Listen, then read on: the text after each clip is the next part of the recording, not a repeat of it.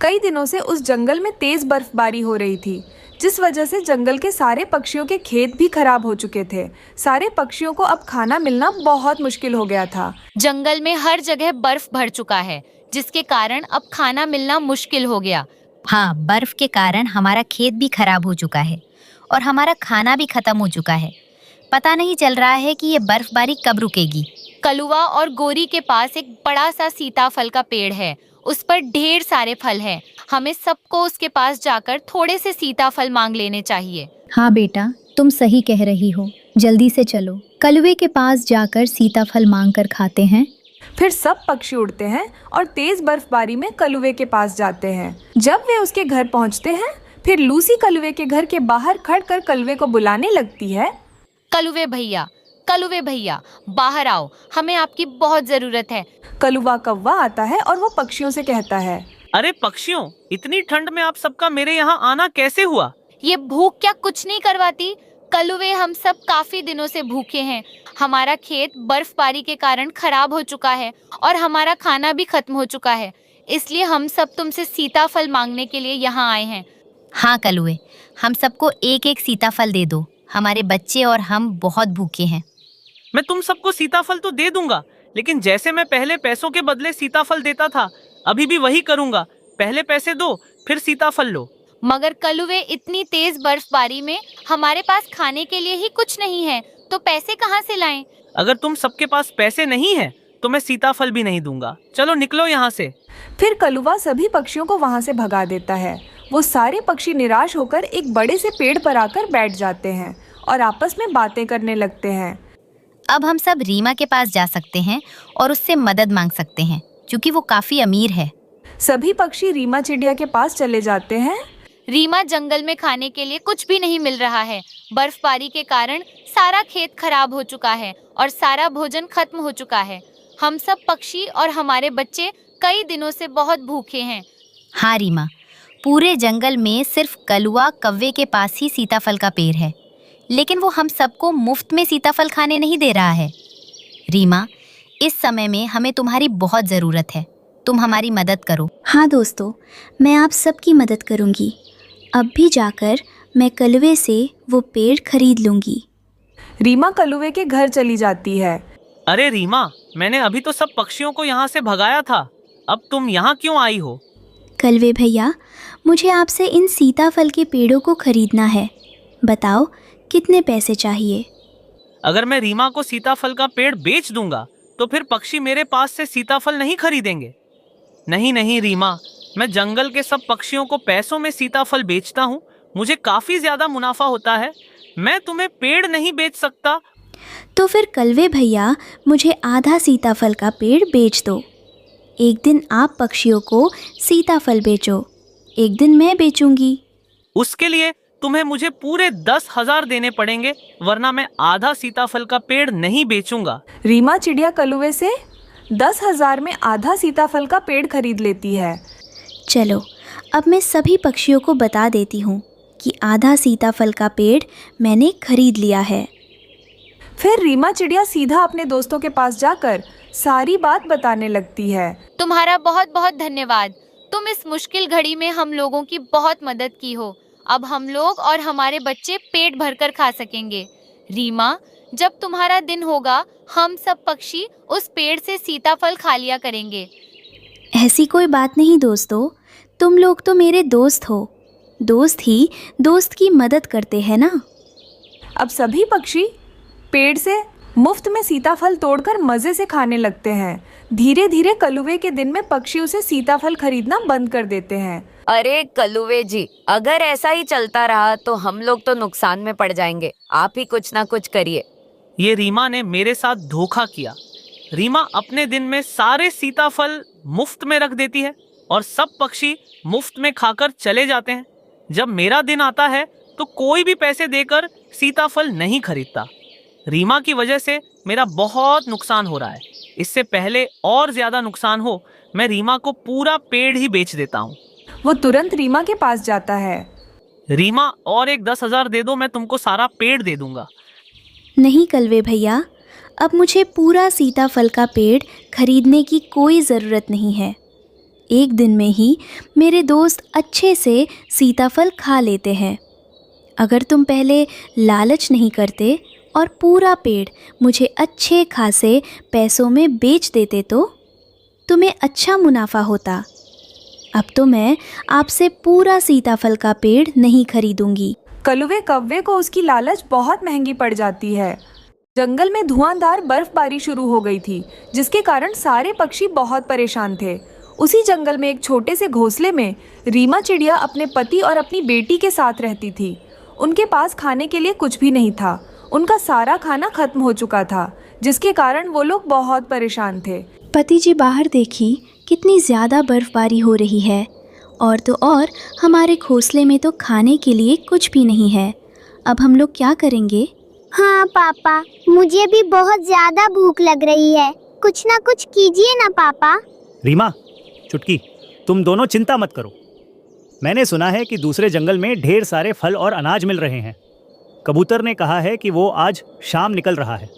मैं भी उसके साथ जाता हूँ। कल शाम तक ज़रूर से ढेर सारे फल और अनाज लेकर आऊँगा। मगर पति जी, बाहर देखा है आपने, कितनी ज़्यादा बर्फबारी हो रही है। उसकी चिंता तुम मत करो रीमा। मुझे तेज़ उड़ना बहुत अच्छे से आता है। मैं किसी तरह कबूतर के साथ जाकर जल्द से जल्द वापस आ जाऊँगा। ऐसा कहकर टुन्नू चिढ़ा वहाँ से चला जाता है और कबूतर के साथ मिलकर दूसरी जंगल अनाज लाने के लिए चला जाता है।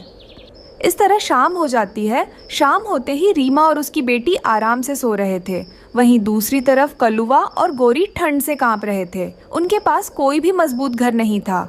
अचानक बर्फबारी होने के कारण वो लोग उनके छोटे से घोंसले में बैठकर ठंड से कांप रहे थे। अरे कलुवे जी, मैंने कितने बार बोला है कि समय रहते ही मजबूत घर बना लो, लेकिन तुम मेरे एक भी नहीं सुनते। हमेशा घूमते रहते हो। अब देखो हम लोग कैसे बर्फ में भीग रहे हैं। बाकी सब पक्षी अपने अपने घोंसले में आराम से सो रहे हैं।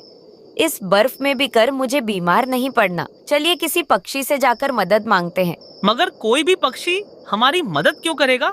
वो रीमा है ना, चलिए उसके घोंसले पर चलते हैं। मैं नहीं जाऊंगा उस टुन्नू के घर। पिछले बार ही मैंने उसके पास से खाना छीन लिया है।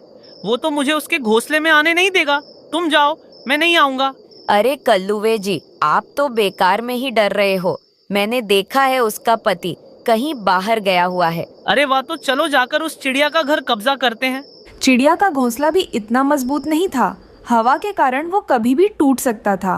वो दो कौवे चिड़िया के घोंसले के पास जाते हैं। अरे गोरी, देखती रहोगी भी, बुलाओगी भी? कल्लुवे, ये काम तुम भी कर सकते हो क्या? तुम मेरी शक्ल देखने के लिए आए हो। देखो गोरी, तुम बुलाना है तो बुलाओ, वरना मैं जा रहा हूँ। हाँ हाँ, ठीक है, रुको, मैं अभी चिड़िया को बुलाती हूँ। चिड़िया बहन, जल्दी से उठो, हम लोगों को भी अंदर आने दो। चिड़िया बहन, अरे बाप रे, ये चिड़िया तो उठ ही नहीं रही है। कितना सो रही है चिड़िया बहन, उठो। क्या बात है गोरी बहन, तुम इतनी रात यहाँ पर क्या कर रही हो? अरे चिड़िया, हमारा घोंसला टूट चुका है। बस आज एक रात के लिए हम लोगों को अंदर आने दो। रीमा उन लोगों को अंदर आने देती है। वो लोग जैसे ही अंदर आते हैं, आते ही सो जाते हैं और रात पूरा खर्राटे मारने लगते हैं, जिसके कारण रीमा और उसकी बेटी नहीं सो पाते हैं। ऐसे ही सुबह हो जाती है। रीमा बहन, हमारे लिए कुछ खाने के लिए ला दो ना। खाने के बाद हम जरूर तुम्हारा घोंसला छोड़कर अपना घर बनाने के लिए चले जाएंगे। हाँ माँ, मुझे भी बहुत ज्यादा भूख लग रही है। कलुवे भैया, आप बाहर जाकर कुछ लाइए ना खाने के लिए। मुझे माफ करना रीमा बहन, रात में ठंड में उड़ने के कारण मेरे पंख जम चुके हैं। मैं अब बाहर नहीं जा सकता। ये सुनकर रीमा चिड़िया खाना लाने के लिए बाहर चली जाती है। अरे चुटकी बेटा, तुम्हारी माँ इतनी ठंड में बाहर गई है। तुम भी बाहर जाकर तुम्हारी माँ का इंतजार करो ना। तुम क्यों आराम से घोंसले में बैठी हुई हो? मगर माँ ने कहा है कि बाहर मत जाओ, बाहर तो बहुत ज्यादा ठंड हो रही है ना। अरे छुटकी बेटा, बाहर तो देखो, बर्फबारी थोड़ी सी कम हो गई है। तुम अब बाहर जाकर अपनी माँ का अच्छे से इंतजार कर सकती हो। जैसे ही चुटकी बाहर आती है, वो लोग घोंसले को बंद कर देते हैं। औरतों और घोंसले में आराम से लेट जाते हैं। तभी कुछ देर बाद रीमा चिड़िया कुछ अनाज लेकर वहाँ पर आती है और अपनी बेटी को बाहर देकर बहुत गुस्सा हो जाती है। फिर चुटकी चिड़िया सारी बात अपनी माँ को बताने लगती है। रुको, मैं उन कौवों की अभी खबर लेती हूँ। गोरी बहन, दरवाज़ा खोलिए, हम लोगों को भी अंदर आने दीजिए। चिड़िया, छोटी चिड़िया, आज से ये घोंसला हमारा हो चुका है। तुम यहाँ से चले जाओ, अपने लिए दूसरा घर ढूंढ लेना। हाँ, और अंदर घुसने की कोशिश भी मत करना, मार मार के मोर बना दूंगा। यह सुनकर रीमा बहुत डर जाती है और अपनी बेटी को लेकर अपने लिए एक सुरक्षित स्थान ढूंढने लगती है। तभी उस रास्ते में एक बड़ा सा कद्दू दिखाई देता है। वो लोग उस कद्दू के पास जाते हैं। अरे वाह माँ, कितना बड़ा, कितना मजबूत लग रहा है। क्यों ना हम लोग इसे खोखला करके आराम से रह सकते हैं। हाँ चुटकी बेटा, मैं भी यही सोच रही हूँ। ऐसा कहकर रीमा चिड़िया अपने चोंच से उस कद्दू को खोखला करने लगती है। काफ़ी देर कोशिश करने के बाद उस कद्दू को खोखला कर देती है। चुटकी बेटी, तुम यहीं रुको, मैं अभी जाकर कुछ घास लेकर आती हूँ। रीमा चिड़िया जंगल जाकर घास लेकर आती है और अपने लिए, अपने पति के लिए 2 छोटे से घोंसले बना देती है और आराम से बैठकर अपने पति का इंतज़ार करने लगती है। कुछ देर बाद टुन्नू चिढ़ा अनाज और ढेर सारे फल लेकर वापस अपना जंगल आ जाता है और सीधा अपने घोंसले पर जाता है। ये कौवे यहाँ क्या कर रहे हैं? रीमा, चुटकी कहाँ गए हैं? मैं अभी जाकर उन लोगों को ढूंढता हूँ। ऐसा कहकर टुन्नू चिड़ा रीमा और छुटकी को ढूंढने लगता है और वो सीधा उसे बड़े से कद्दू के पास आ जाता है, आकर पुकारने लगता है। रीमा, चुटकी, क्या तुम यहाँ पर हो? टुन्नू जी, आप बाहर क्या कर रहे हो? अंदर आओ। टुन्नू चिड़ा अपने परिवार को पाकर बहुत खुश था। रीमा, तुम यहाँ क्या कर रही हो? और वो कौवे हमारे घोंसले में क्या कर रहे हैं? फिर रीमा चिड़िया सारी बात अपने पति को बताने लगती है। चलो, अच्छा हुआ, हमारा घोंसला तो बहुत कमज़ोर था। अब तो हम लोगों को मजबूत घर मिल गया है ना। इस तरह वो लोग उस बड़े से कद्दू के घर में ठंड के मौसम में खुशी से रहने लगते हैं। हिमालय की तलहटी में स्थित इस जंगल में इस साल रिकॉर्ड तोड़ बर्फबारी हुई थी।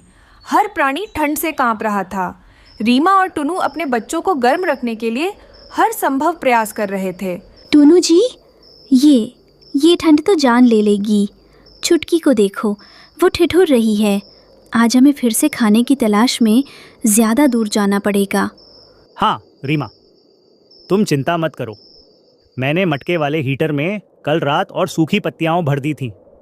ये सुबह तक तो गर्माहट देगा। पापा, मुझे डर लग रहा है। क्या बर्फ कभी नहीं पिघलेगी? अरे मेरी बच्ची, ये क्यों नहीं पिघलेगी? बस कुछ दिन की बात है। तुम बहादुर बच्ची हो। लेकिन सच कहूँ तो ये मटका हीटर अब नाकाफ़ी है। हमें कुछ और लकड़ी चाहिए जो इतनी बर्फ़ में मिलना मुश्किल है। लेकिन मुझे डर है, कलवा कौवा और उसका गिरोह इस ठंड का फ़ायदा उठा सकता है। वे इस समय सबसे ज़्यादा भूखे और गुस्सैल होंगे। हमें सतर्क रहना होगा। कुछ ही दूरी पर कलुआ कौवा अपनी पत्नी गौरी और बेटे जग्गू के साथ बैठा था। उनका दोस्त उल्लू भी पास ही था, जो अपनी रात की उड़ान से वापस लौटा था। उनकी नज़र रीमा के गर्म घोंसले और उसके अनूठे मटका हीटर पर थी। ये क्या नाइंसाफी है? हम इस भयानक ठंड में ठिठुर रहे हैं और रीमा का परिवार उस जादुई मटका हीटर की बदौलत मजे कर रहा है। मैंने अपनी आंखों से देखा है, वो मटका उन्हें कितनी गर्मी देता है। हाँ कलुवे, हमें किसी भी कीमत पर वो मटका चाहिए। जग्गू बेचारा बीमार पड़ रहा है। हम कितनी देर तक इस सूखी डाल पर बैठे रहेंगे? पिताजी, मुझे बहुत ठंड लग रही है। कलुवे, मेरे पास एक योजना है। मैंने देखा है, आज शाम टुनू खाना खोजने के लिए अकेले दूर तक जाएगा। जैसे ही वो जाएगा, हम अचानक हमला करेंगे और मटका उठा लेंगे। किसी को शक भी नहीं होगा। वाह उल्लू, तुम हमेशा काम की बात करते हो। आज ये मटका हमारा होगा। दोपहर हो चुकी थी। खाने की तलाश में रीमा और उसका मित्र कबूतर और उसकी पत्नी लूसी एक साथ दाने ढूंढ रहे थे। उनके साथ तोता और उसकी पत्नी हरियाली भी थी। रीमा, तुम और टुनू इतने उदास क्यों लग रहे हो? क्या सब ठीक है? नहीं कबूतर जी, टुनू को कलवे के इरादे ठीक नहीं लग रहे। वो जानता है कि हम मटके वाले हीटर की वजह से ही बच पा रहे हैं और मुझे डर है कि वो उसे चुरा लेगा। रीमा, तुम्हें चिंता नहीं करनी चाहिए। हम सब तुम्हारे साथ हैं। अगर कलुए ने कुछ भी करने की कोशिश की तो हम सब मिलकर उसका सामना करेंगे। हाँ, रीमा, और मैंने भी देखा है कि कलुआ और गोरी आज सुबह से बहुत अजीब हरकतें कर रहे हैं। शायद वे सच में कोई बुरा प्लान बना रहे हैं। तुम्हें और टुनू को सावधान रहना होगा। हमें कुछ लकड़ी के टुकड़े और सूखी घास भी इकट्ठा करके रीमा के घोंसले के पास रख देनी चाहिए, ताकि मटका हीटर को और ईंधन मिल सके। आप सब मेरे सच्चे दोस्त हैं। इस कठिन समय में आप लोगों का साथ मेरे लिए बहुत मायने रखता है। शाम हो चुकी थी। टुनू भोजन की तलाश में निकला। जैसे ही वो दूर गया, कलुआ अपने गिरोह के साथ घात लगाकर रीमा के घोंसले पर टूट पड़ा। रीमा, मटका हीटर जल्दी बाहर निकालो, वरना अंजाम बुरा होगा। खबरदार कलवे, तुम मेरे घर में ज़बरदस्ती घुस नहीं सकते। ये सिर्फ हमारा हीटर नहीं, हमारे बच्चे की जिंदगी है। बकवास बंद करो, ये मटका हमारा है। माँ, मुझे बहुत डर लग रहा है। तभी दूर से टुनू ने शोर सुना और तेजी से वापस आया। दूसरी ओर से कबूतर, लूसी, तोता और हरियाली भी उनकी मदद के लिए आ पहुंचे। कलुवे, दूर हटो मेरे घोंसला से। तुम्हारी हिम्मत कैसे हुई किसी के घर पर हमला करने की? भागो यहाँ से। ये जंगल सिर्फ तुम्हारा नहीं है, वरना मार मार के मोर बना दूंगा। एक भयंकर संघर्ष शुरू हो गया। कलुआ, गोरी घोंसले में घुसने की कोशिश कर रहे थे, जबकि टुनू और उसके दोस्त उन्हें रोक रहे थे। उल्लू ने मौका पाकर घोंसले में घुस जाता है। हट जाओ मेरे रास्ते से, वरना मैं तुम लोगों को छोड़ूंगा नहीं। तुम्हारी इतनी हिम्मत, तुम मेरे घोंसले में घुस आए? ऐसा कहकर वो दोनों माँ बेटी उस उल्लू की खूब पिटाई करते हैं। आहा, ये क्या किया? तुम लोगों ने तो मेरा चोंच तोड़ दिया। मेरा चोंच दर्द कर रहा है। अगली बार मेरे घोंसले में घुसने की कोशिश किया तो देखना, मैं तुम्हारे पंख तोड़ दूंगी। दोस्तों के संयुक्त हमले और रीमा टुनू के मजबूत इरादों को देखकर कलुआ समझ गया कि वो अकेला नहीं जीत सकता। ठीक है, हम जा रहे हैं, लेकिन ये मत समझना कि हम वापस नहीं आएंगे। अगली बार हम और तैयारी के साथ आएंगे। कलुए का गिरोह वहां से भाग गया। खतरा टल गया था। सभी दोस्त रीमा के पास इकट्ठे हुए। आप सबका बहुत बहुत धन्यवाद। अगर आप सब वक्त पर नहीं आते तो पता नहीं क्या होता। दोस्त ही दोस्त के काम आता है टुनू, यही तो दोस्ती है। अब हमें फिर से गर्माहट मिलेगी।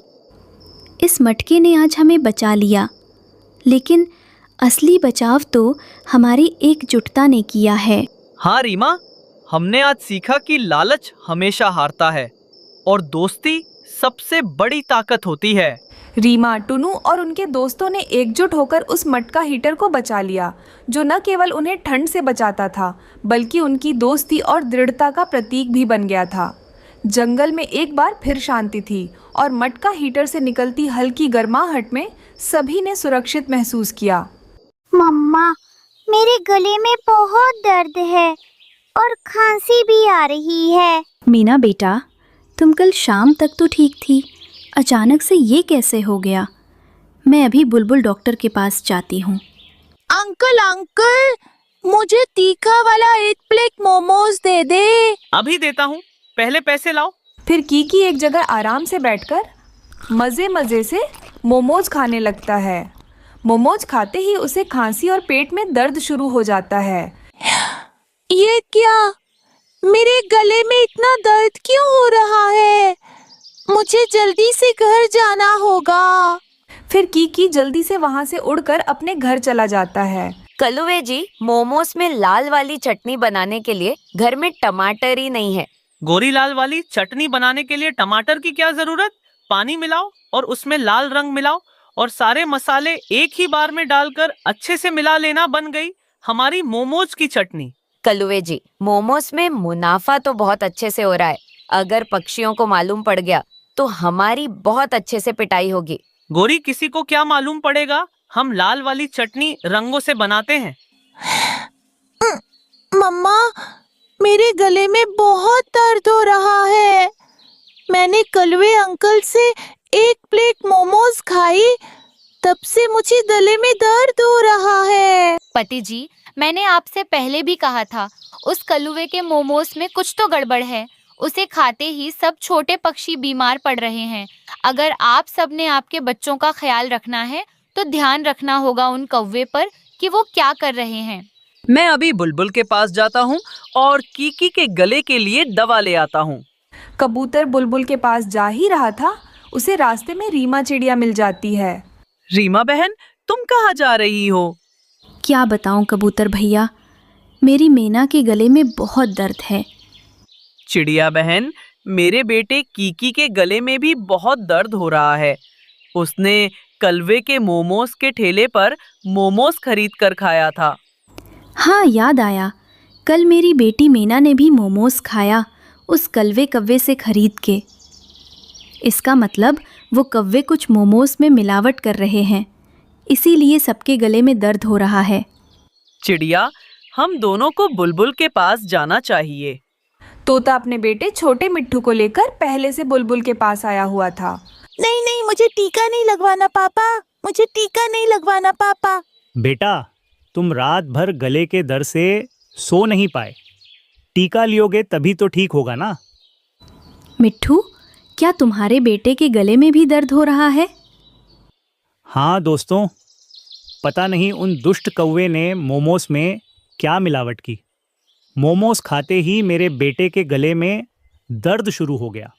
अगर आप सबने आपके बच्चों का ख्याल रखना है तो ध्यान रखना होगा उन कौवों पर कि वो क्या कर रहे हैं। वो सब बुलबुल से दवा लेकर अपने अपने घर चले जाते हैं। कलुए, मेरे सुंदर पति कलुए, अगर ऐसे ही चलता रहा तो मैं बहुत जल्द सोने का हार लूंगी। मैं जाकर मोमोज तैयार करता हूँ और तुम केमिकल वाले रंग से चटनी बना दो। कबूतर भैया, आप कलवे के मोमोज के ठेले के पास जाकर छुप जाना और उन पर ध्यान रखना। तब तक तोते को बुलाकर लाती हूँ। अगर वो कौवे कुछ गलत करते हुए पकड़े गए तो हम सब उन्हें जंगल से निकाल देंगे। ठीक है रीमा, थोड़ा जल्दी आना, तुम्हारा इंतजार करूंगा। फिर कबूतर कौवों के आने से पहले ही पौधों में जाकर छिप जाता है। थोड़ी देर बाद कौवे भी अपने ठेले के पास आ जाते हैं और आपस में बातें करने लगते हैं। गौरी, ये सब मेरे मामा जी का कमाल है, जिसने हमें केमिकल वाली लाल चटनी बनाने का तरीका बता दिया। उनकी बातें कबूतर पीछे से सुन रहा था। अच्छा, तो ये बात है कलुए, वो रंग की बोतल कहाँ है? जल्दी से दे दीजिए ताकि मैं चटनी बना सकूं। तभी कबूतर पौधों में से आकर गोरी से केमिकल वाली बोतल छीन लेता है। दुष्ट कौवों, तुम दोनों हमारे बच्चों की जिंदगियों से खेल रहे हो। हम सब तुम दोनों को छोड़ेंगे नहीं। वे कबूतर, चल भाग, यहाँ से हम दो हैं और तू एक, हम दोनों तुझे मार मार के बंदर बना देंगे। चिड़िया भी वहाँ पर तोते को लेकर वहाँ पहुँच जाती है। गौरी, कबूतर अकेला नहीं है। इस बुरे काम को रोकने के लिए हम सब कबूतर के साथ हैं। भागो गौरी, जल्दी से यहाँ से भागो। कौवा और कौवी वहाँ से भागने लगते हैं, मगर पक्षियाँ उन्हें पकड़कर उनकी खूब पिटाई करते हैं और उन दोनों का ठेला भी तोड़ देते हैं। ऐसे कौवों को उनकी बुरे कामों की सजा मिलती है।